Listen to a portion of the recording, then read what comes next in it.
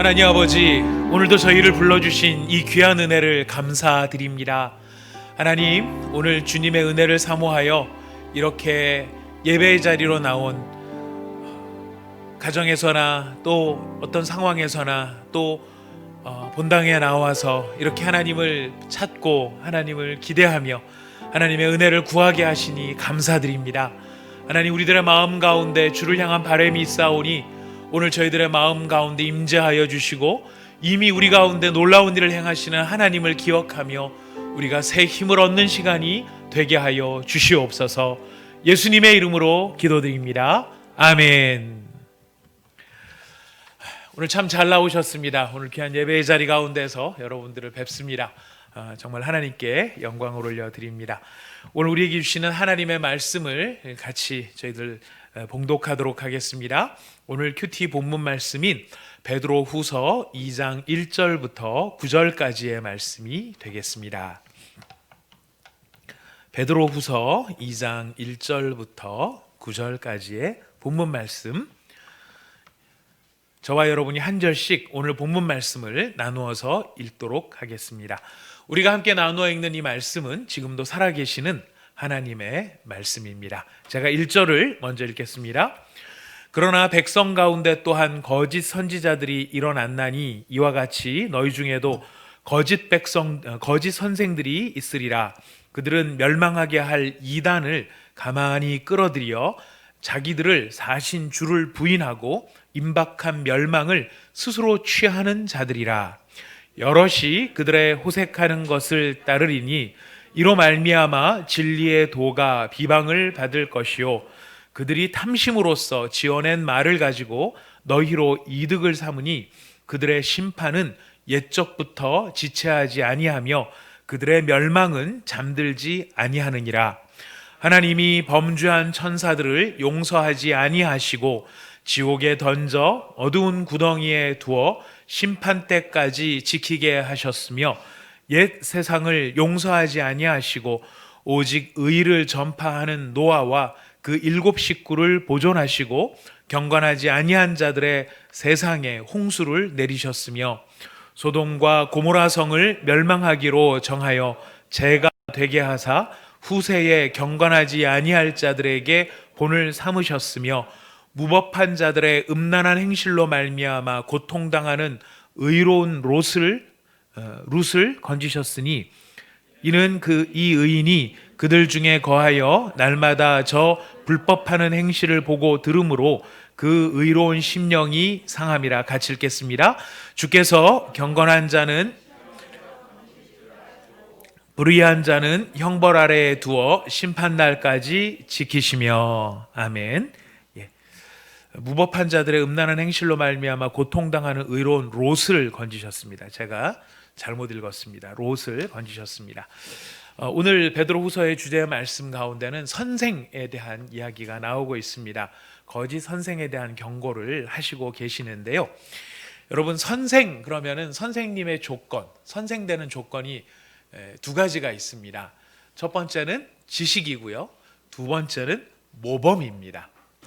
선생 그러면은 우리가 보통 잘 가르치는 사람을 선생이라고 이야기합니다만은 사실 성경이 선생이라고 말할 때는 이 두 가지를 같이 갖추어야 합니다. 지식이 있어야 하고 그 지식을 따라 살아가는 모범이 있어야 합니다. 즉 선생이라고 하면 두 가지 요소를 갖추어야 되는데요. 하나는 아는 것이 있어야 되는 것이고 두 번째는 그 아는 대로 행하는 것이 있을 때 선생이라고 말할 수 있습니다. 자, 그런데 이 거짓된 선생이다 그러면 이 선생의 정의로 놓고 보자면 우리가 어떻게 정리를 해볼 수 있을까요? 거짓된 선생은 무엇이 잘못된 것일까요? 이 두 가지가 다 잘못된 것입니다. 잘못된 지식을 전파하거나 아니면 잘못된 모범을 보이고 있는 사람, 물론 이런 것도 거짓 선생이라고 말할 수 있습니다. 폭넓은 범위에서 보면은 바른 지식을 가지고 있는데 잘못된 모범을 보이고 있다 이렇게 말해도 그것은 우리가 좀 선생님으로서는 자격 미달이다라고 말할 수 있습니다만은 사실 자격 미달이지 그렇다고 그것을 거짓된 선생이라고 말하기는 어려운 부분이 있습니다.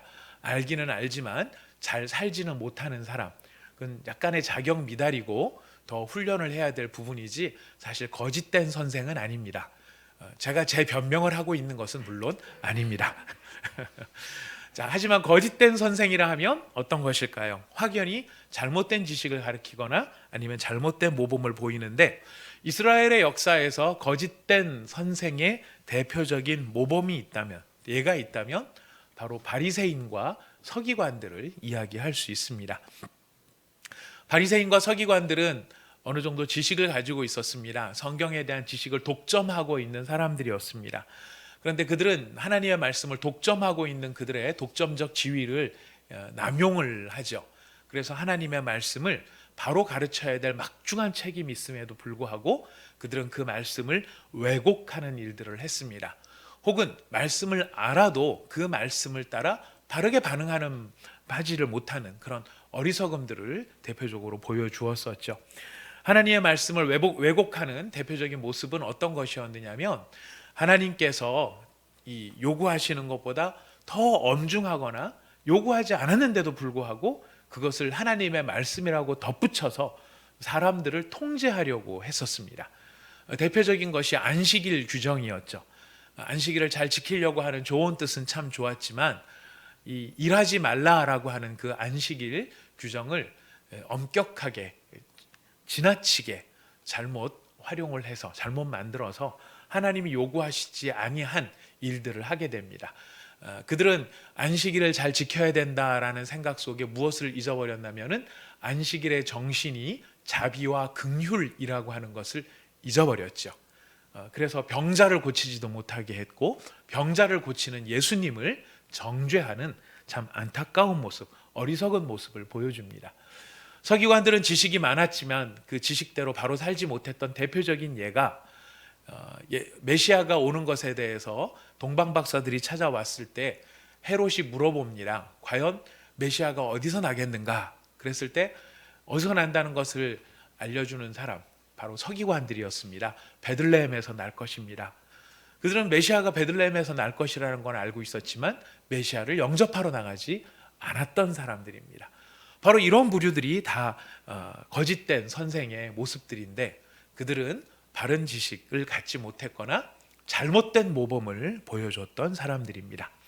오늘 베드로 후서를 통하여서 베드로가 지금 이 편지를 받는 사람들에게 엄격하게 이야기하는 것, 사실 이 편지를 쓰는 이유 자체도 여기에 있습니다. 이 사람들 때문에 편지를 쓰는데 바로 어떤 사람들 때문이냐면은 그 너희들 가운데 있는 거짓 선생, 그 거짓 선생들 때문에 편지를 쓴다고 합니다.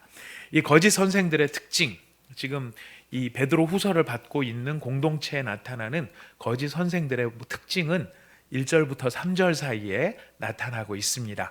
우리 한번 1절에서 3절을 읽어보도록 하겠습니다. 시작. 그러나 백성 가운데 또한 거짓 선지자들이 일어났었나니 이와 같이 너희 중에도 거짓 선생들이 있으리라. 그들은 멸망하게 할 이단을 가만히 끌어들여 자기들을 사신 주를 부인하고 임박한 멸망을 스스로 취하는 자들이라.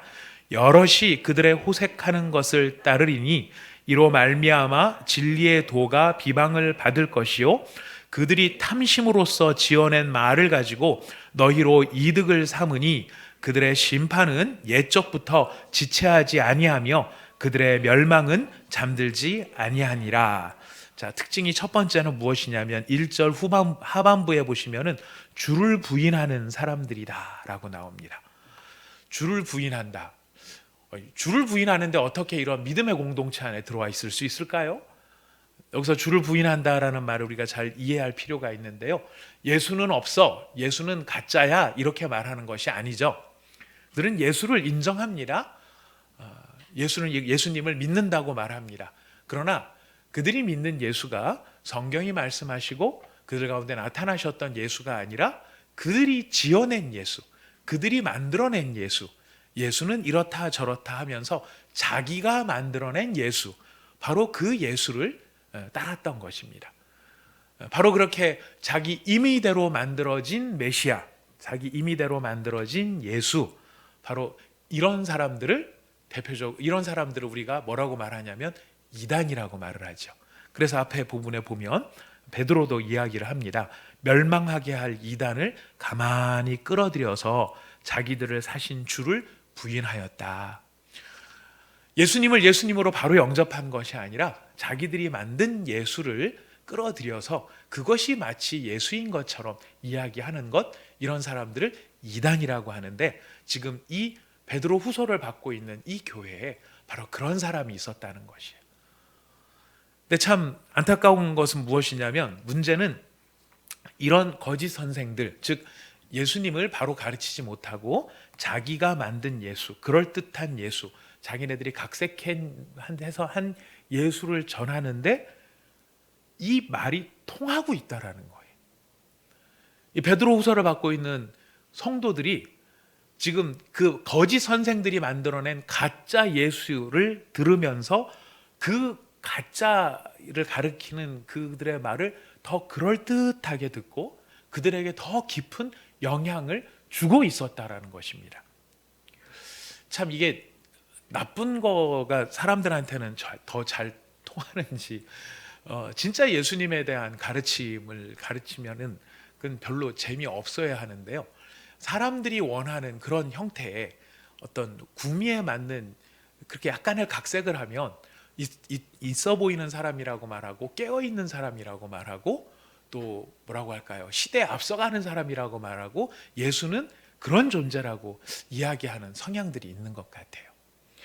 대표적으로 요즘 우리 세대에도 그런 좀 안타까운 일들이 있죠. 예수님에 대해서 이야기할 때 페미니스트 예수, 여성 해방자로서의 예수, 이런 이야기를 하면 정말 시대에 앞서가는 사람이라고 말할 수 있고, 칭찬하기도 하고, 소수 성소수자를 옹호를 하면 우리가 그 사람들을 뭐 정죄하고 그 사람들을 막 끊어내자 이런 것이 아니고, 잘못은 잘못이고 옳은 것은 옳은 것이다라고 이야기할 수 있어야 되는데, 그 잘못을 잘못했다라고 하는 것조차도 말하지 못하게 하는 그런 상황 속에 예수님께서 그런 사람들을 정말 용납하셨다, 이런 형태대로 이야기를 하게 되면, 정말 저 사람은 정말 이 시대가 요구하는 그런 사조를 잘 타고 가는 사람, 이렇게 사람들이 환영할 수 있다라는 것이죠.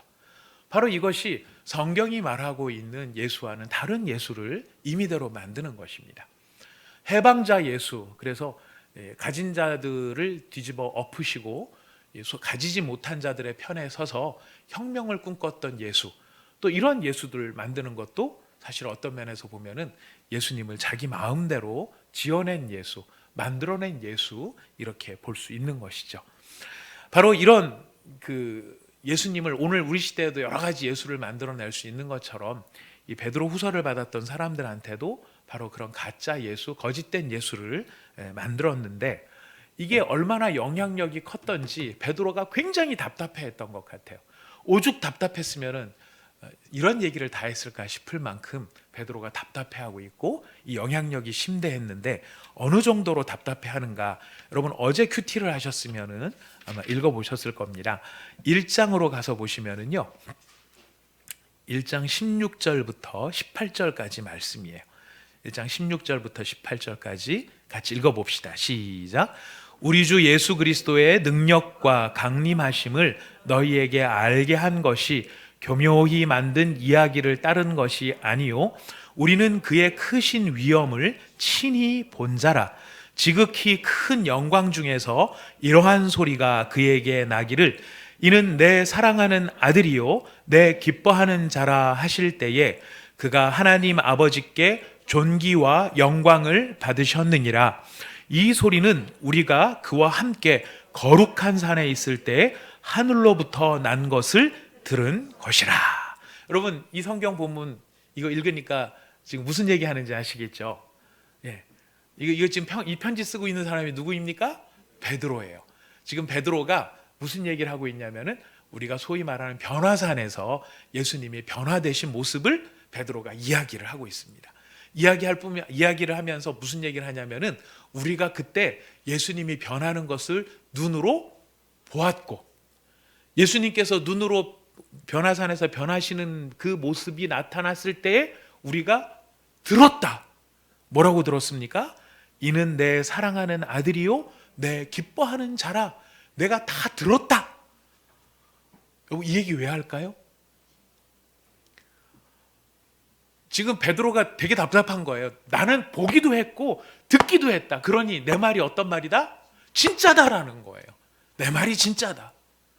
근데 지금 이 베드로 후서를 받고 있는 공동체 사람들은 누구 이야기를 더 믿고 있습니까?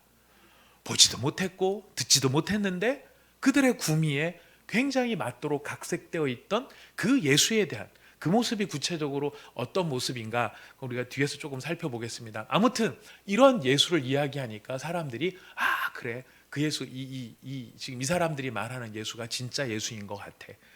베드로가 지금 한 얘기는 조금 아닌 것 같아. 답답하니까 지금 베드로가 나는 봤고 나는 들었다라고 이야기를 합니다. 자, 이렇게 가만히 이단을 끌고 들어온 이 사람들이 예수의 모습을 싹 바꿨는데요.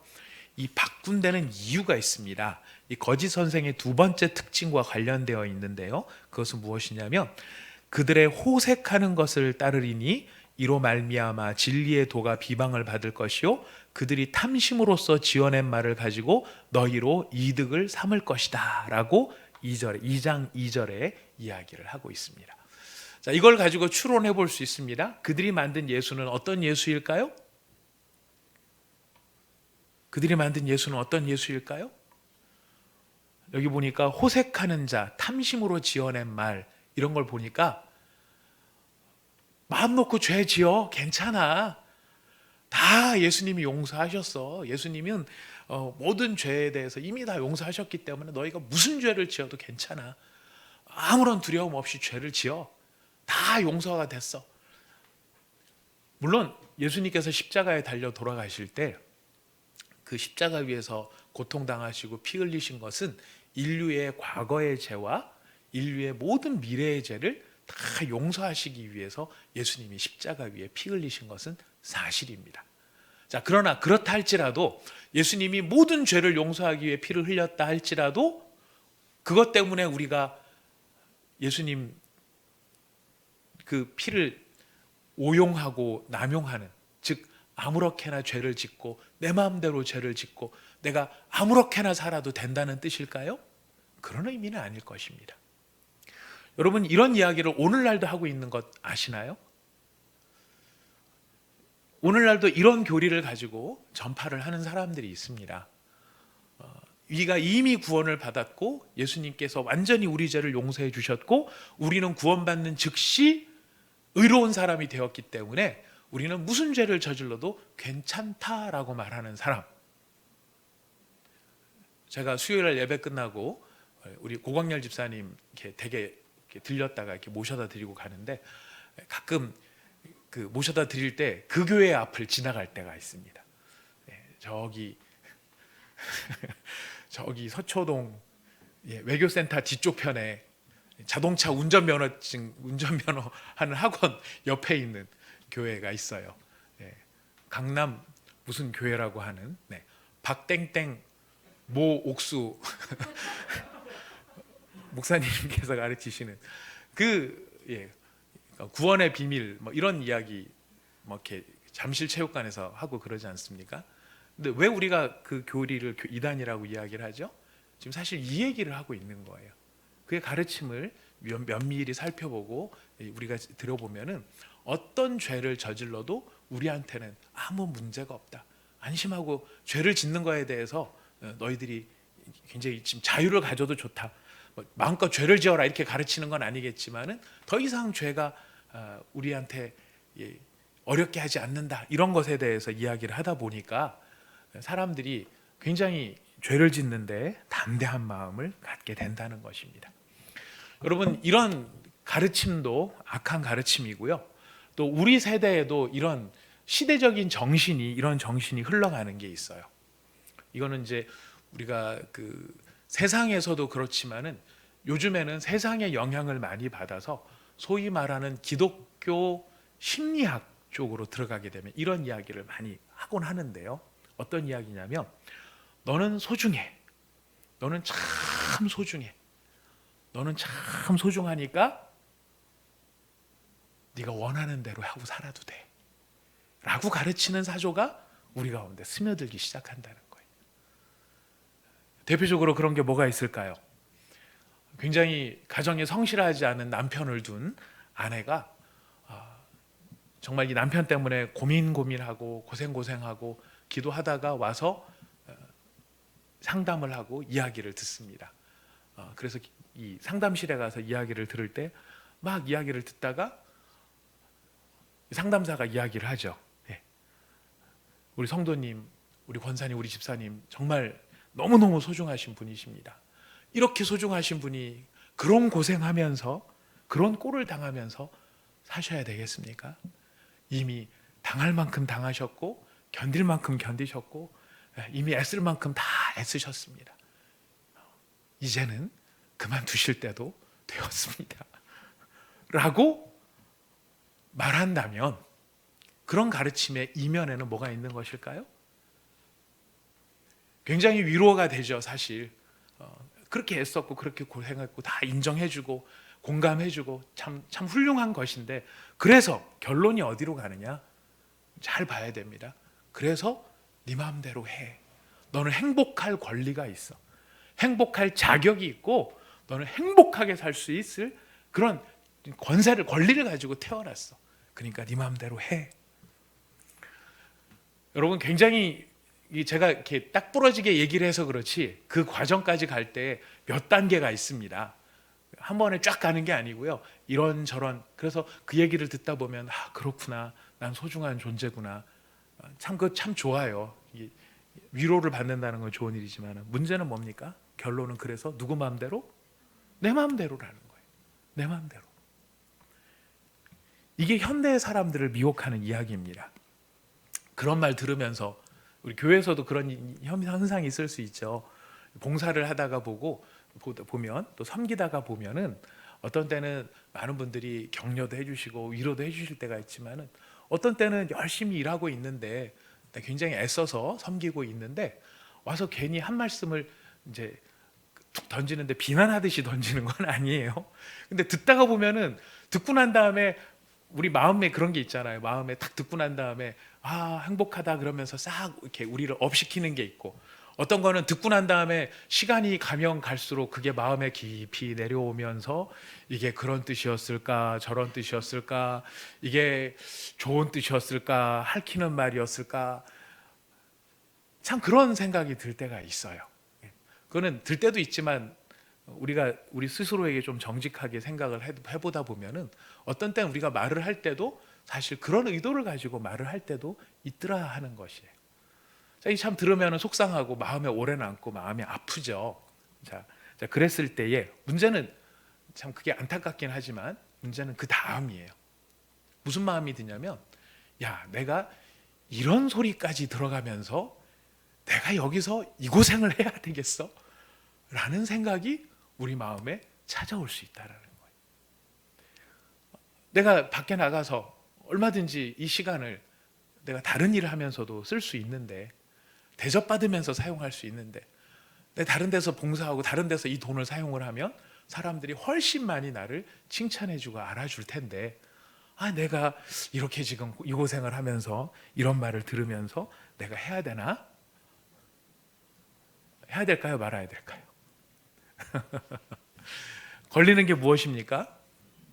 포인트가 무엇입니까? 지금 여기서 핵심을 우리가 잊지 말아야 됩니다.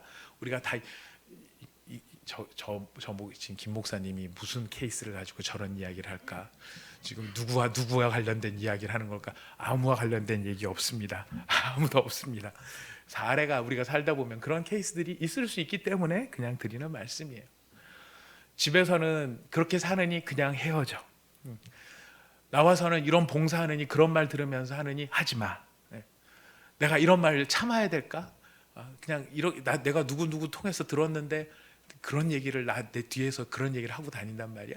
전화를 해가지고 내가 그냥 한판 붙어? 참지 마. 이런 마음들이 우리 가운데 들 수 있다라는 것이. 거짓 선생들은 뭐라고 말하는 것입니까? 그렇게 하라고 하는 것이. 그렇게 하라고. 왜냐하면 지금 그들의 마음의 동기는 무엇입니까? 탐심으로써 지어낸 말. 그들의 마음 속에 탐심으로 지어낸 말.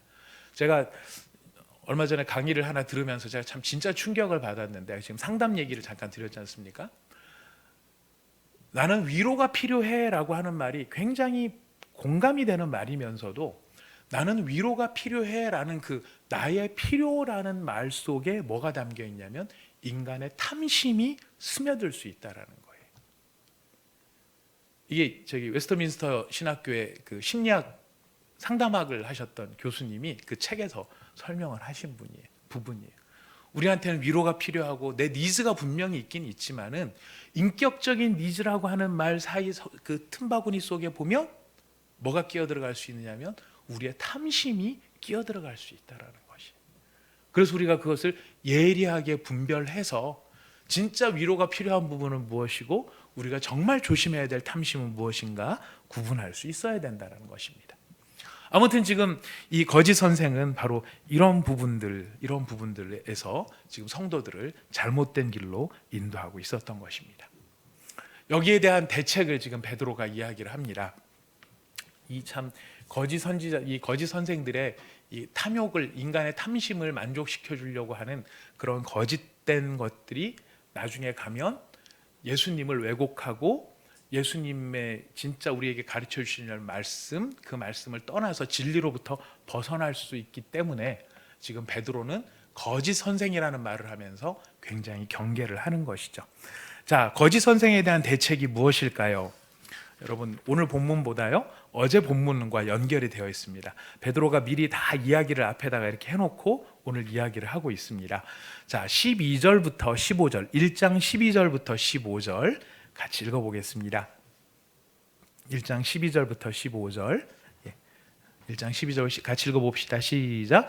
그러므로 너희가 이것을 알고 이미 있는 진리에 서 있으나 내가 항상 너희에게 생각나게 하려 하노라.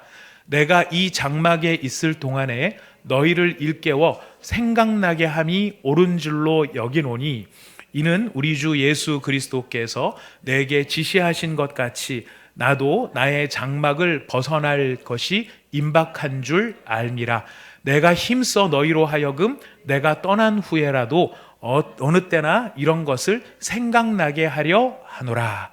여러분이 베드로가 지금 거짓 선생들을 막기 위한 대처, 오늘 읽은 12절부터 15절 사이에 지금 어떤 대책을 제시를 하고 있다고 생각이 되십니까?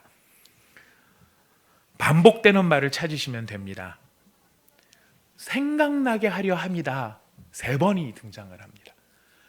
베드로는 지금 이 거짓 선생들의 가짜 예수를 막기 위한 방법이 뭐냐면 너희가 처음 받았던 그 은혜, 그리고 처음 만나서 우리가 정말 눈물을 쏟으며 영접하고 사랑한다고 고백하고 그 예수님이만 충분하다라고 말씀드렸던 그 예수 그리스도를 잊지 않고 생각하는 것, 거기에 1차적인 방법이 있고 대책이 있다라고 이야기하는 것이죠.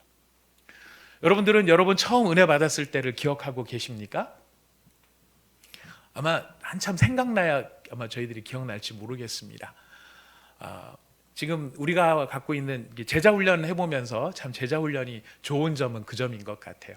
제자훈련 처음 시작할 때 나의 신앙고백과 간증부터 들어가죠. 신앙고백과 간증 들어가면은 대번에 어디로 돌아가야 됩니까? 내가 처음 만난 예수로 돌아가야 돼요. 그래서 어디서부터 출발하냐면은 내가 처음 만난 그 예수님, 내가 그 예수님을 어떻게 만났고 나에게 어떤 은혜를 베푸셨고 그 예수님 때문에 내가 어떤 희열과 감격과 감동 속에 이 예수님을 뜨겁게 만났던가. 우리가 자주는 아니지만 이 세상 가운데 신앙생활하다가 함정에 빠지거나 시험에 빠지는 대표적인 이유 가운데 하나가 뭐냐면 이걸 잊어버렸기 때문에 그럴 때가 있다는 거예요. 예수님 한 분만으로 나는 만족해, 이렇게 우리의 마음에 뜨거움이 있었는데 어느 사이엔가 나는 주님 한 분만으로 나는 주님으로 만족해.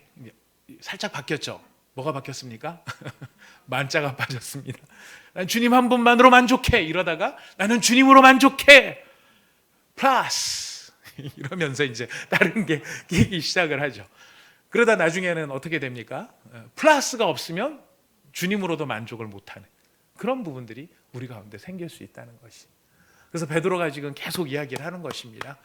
생각나게 하려 함이라. 생각나게 하려 함이라. 생각나게 하려 함이라. 우리의 탐심으로 왜곡되어지기 전에, 우리 탐심으로 왜곡시켜 놓은 예수의 상이 아니라 우리가 처음 만났던 진리의 가운데서 만났던 그 예수님, 그 예수님을 기억하고 그 예수님을 사랑하고 그 예수님을 우리 마음속에 새겨두는 것, 여러분 날마다 이런 은혜가 우리 가운데 있을 수 있기를 부탁드리겠습니다. 예. 정말 그때 생각하면 여러분 뜨겁지 않으십니까? 예. 저는 중학교 1학년 때 처음 교회를 다녔는데 여름 수련회를 가서 캠파이어를 하는데 목사님께서 그때 무슨 설교를 하셨어요. 그러면서 그때 이제 영문 밖의 길, 주기철 목사님이 찬양하셨던 서쪽 하늘 붉은 노을, 영문 밖에 빛이 누나, 이 찬양을 같이 막 부르게 하셨고, 그러면서 막 말씀을 전하셨거든요. 근데 제가 참 진짜 하나님 앞에 너무 큰 은혜를 받았다고 지금도 기억하는 게 뭐냐면, 서쪽 하늘 붉은 노을, 영문 밖에 빛이 누나, 그 찬양을 하는데 그 찬양의 가사가 생생하게 저의 마음속에 눈에 보이는 영화처럼 이렇게 펼쳐지는 거예요. 그 중학교 1학년 여름 수련회 때였던 걸로 분명히 기억이 됩니다. 그런데 그 예수님께서 십자가를 지고 가시는 그 모습이 이렇게 막 느껴지면서 그 피 흘리심이나 그 고통 당하시는 게, 아, 저게 나를 위해서 그러셨구나라는 그 깨달음이 그 처음 신앙생활했던 중학교 1학년 때 제가 생생한 경험을 가지고 있습니다. 그래서 저는 중고등부 학생들이 얼마든지 은혜 받을 수 있고 얼마든지 변화될 수 있다는 것을 저는 확신하고 있고, 여러분들도 많이 기억하실 것입니다. 자, 근데 안타까운 거는 이거를 잊어버릴 때가 가끔 있다라는 거예요. 가끔 있어서 정말 그 주님을 생각하면서 눈물 흘리면서, 근데 눈물 흘린 걸로 끝난 게 아니죠. 그리고 난 다음에 얼마나 기뻤는지 모릅니다. 그 예수님이 나를 이렇게 사랑하신다는 사실 앞에서, 정말 이렇게 좋은 예수님이 나의 예수님이라는 사실을 느끼면서 가졌던, 물론 그 뒤에 캠파이어 때 굉장히 흥겨운 댄스도 있었고 뭐도 있었지만 그것 때문에 즐거운 것이 아니었고, 그것 때문에 즐거운 것이 아니었고, 예수님으로 인해서 그렇게 기뻐했던 것, 지금도 그때를 생각하면 다시 정신을 차리게 되는, 그런 중심을 잡게 되는 일이 있습니다. 그래서 베드로가 이야기합니다. 거짓 예수, 가짜 예수에 속지 않기 위해서는 우리가 처음 받은 은혜, 그 은혜의 때에 그 예수님을 생각하고 기억하는 것이 필요하다. 여러분이 기억의 되새김의 은혜가 꼭 있으시기를 부탁드리겠습니다. 자, 두 번째 대책이 무엇인가? 19절부터 21절까지예요. 19절부터 21절 같이 읽겠습니다. 시작. 또 우리에게는 더 확실한 예언이 있어 어두운 데를 비추는 등불과 같으니, 날이 새어 샛별이 너희 마음에 떠오르기까지 너희가 이것을 주의하는 것이 옳으니라. 먼저 알 것은 성경의 모든 예언은 사사로이 풀 것이 아니니, 예언은 언제든지 사람의 뜻으로 낸 것이 아니요 오직 성령의 감동하심을 받은 사람들이 하나님께 받아 말한 것임이라. 자, 거짓 예수를 전파하는 자들을 이기는 중요한 방법은 두 번째 무엇이겠어요? 성경을 의지하는 것이. 성경을 의지하고 성경을 바로 받아들여야 되는데, 여기서 지금 우리가 성경을 의지한다 그랬을 때 성경을 그냥 가까이 하고 그 읽는 것, 이게 우선적으로는 굉장히 중요한 것이지만은 베드로는 여기서 한 가지 이야기를 더 하고 있습니다. 그 성경을 어떻게 풀면 안 된다? 사사로이. 사사로이 푼다는 게 무엇일까요? 자기 임의대로, 자기 마음대로. 누가 성경을 자기 마음대로 풀겠어요? 그죠? 성경 자기 마음대로 푸시는 분 여기 계십니까? 아무도 안 계실 거예요. 아무도 안 계실 텐데 우리가 성경을 내 마음대로 풀 때가 있어요. 언제게요? 내 마음에 무언가 간절한 것이 있으면요 사사로이 풀려요. 왜 그런지 아시죠? 뭔가 내가 지금 이거를 하고 싶고 이거를 이루고 싶은 마음이 너무너무 간절한데, 하나님께서 이거를 나한테 허락해 주시기를 바라고 이거 오케이 사인을 받았으면 너무 좋겠는 때가 있거든요. 마음에 확신을 가졌으면 좋겠는 때가 있거든요. 그럴 때는 어떻습니까? 우리 눈에 뭐만 보여요? 내가 자꾸 하고 싶은 그 일을 하려는 것들이 보인다라는 거예요.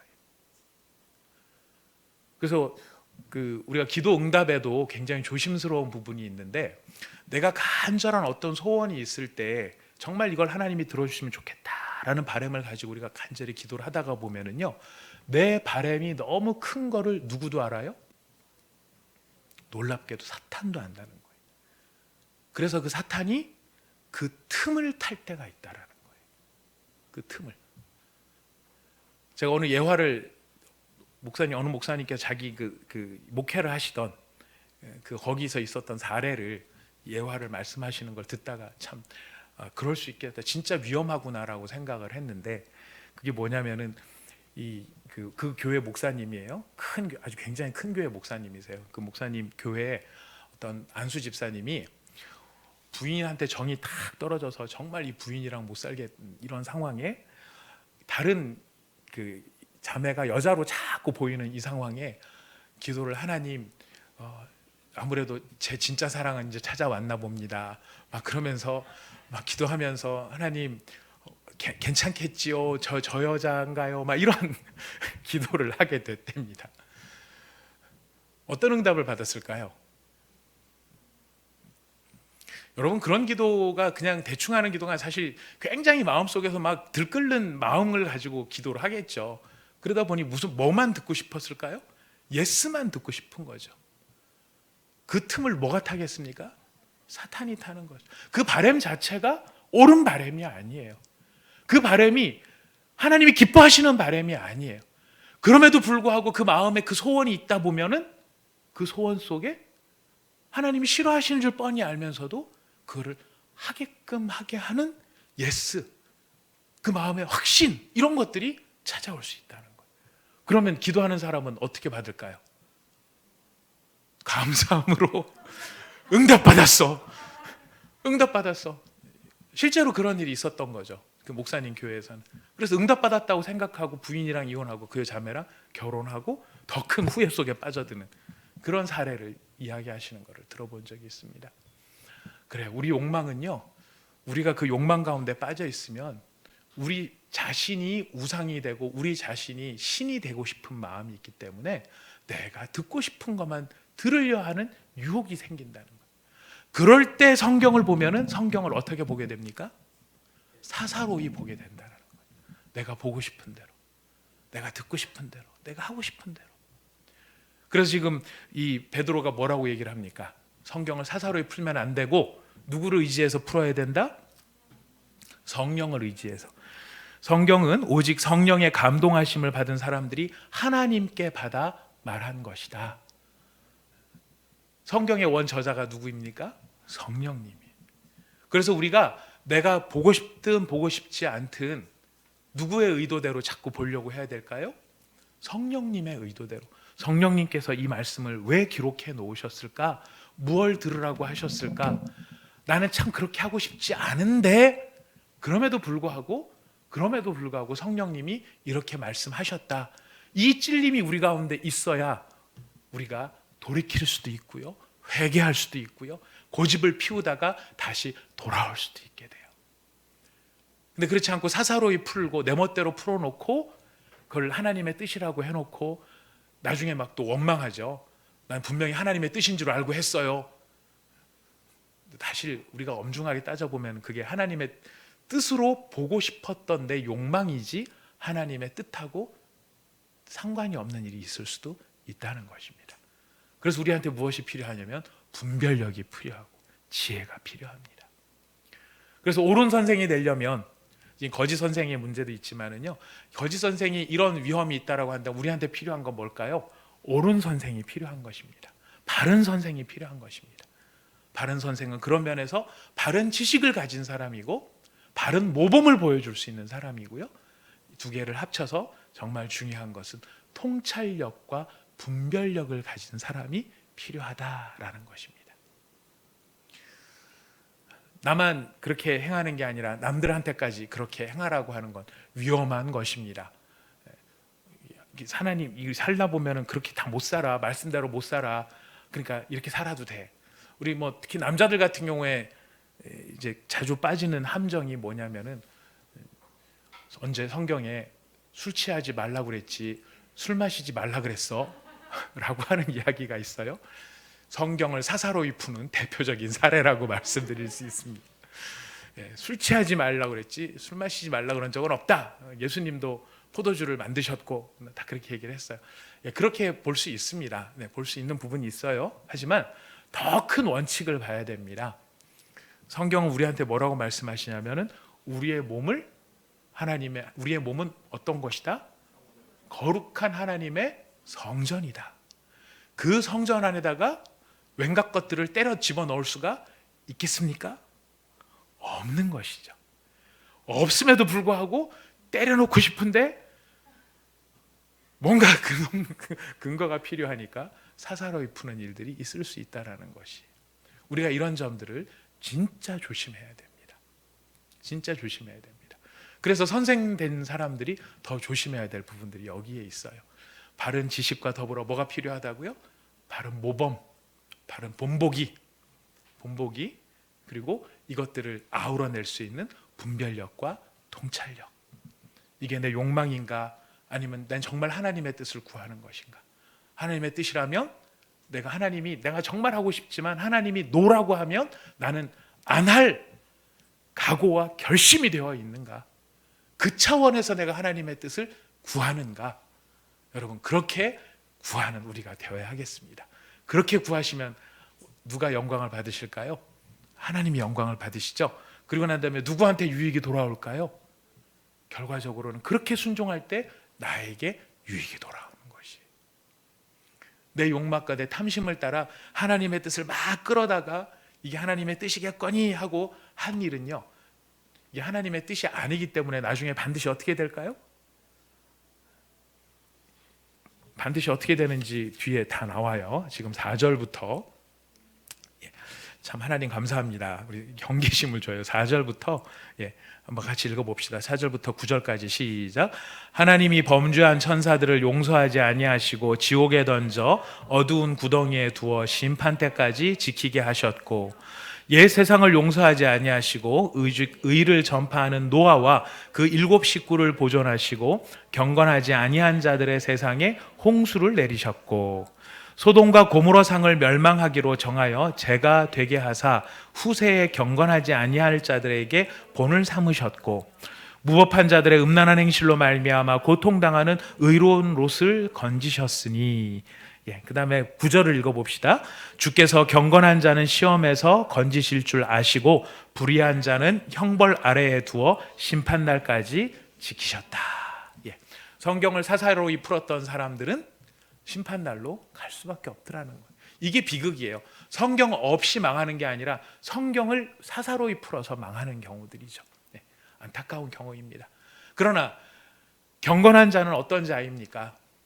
내가 아무리 하고 싶은 게 있다 할지라도 말씀이 과연 어떠하게 나에게 말씀하시는가, 그 말씀 앞에 정직하게 무릎을 꿇고 진실하게 들으려 하는 자들, 여러분, 그런 분들이 경건한 자 아닐까요?